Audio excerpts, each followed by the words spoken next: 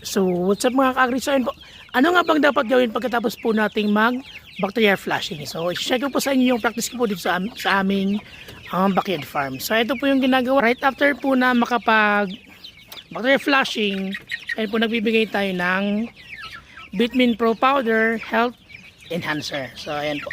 Ginibigay natin sa kanila. And ito yun po yung ating mga parent stock na ng D102 at ng D109. Ayan, napaka-solid na po. Ayan, napakaganda na.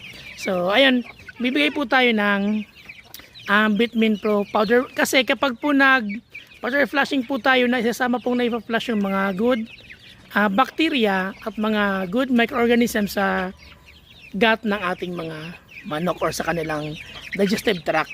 So, kaya nagbibigay po tayo ng Vitamin Pro Powder dahil ito ay meron pong probiotics. So, ayan po na nagpo-promote po ng good bacteria at syempre sa balance po ng good and bad bacteria yung ating pong probiotics. At syempre kapag po tayo po ay nagpurga at nag-bacterial flushing, na-stress po yung ating mga manok. So, ang Vitamin Pro Powder din po ay anti-stress enhancer. Ayan, kaya po napakaganda pong ibigay ito sa ating mga manok.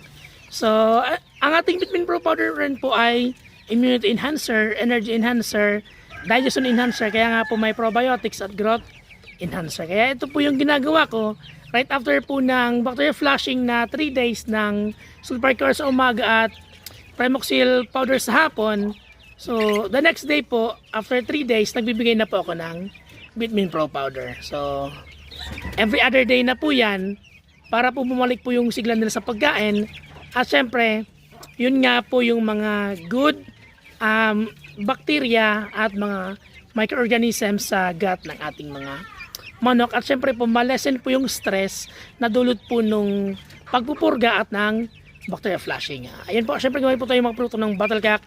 Dahil sa Battlecac, lagi kang lamang. Happy farming!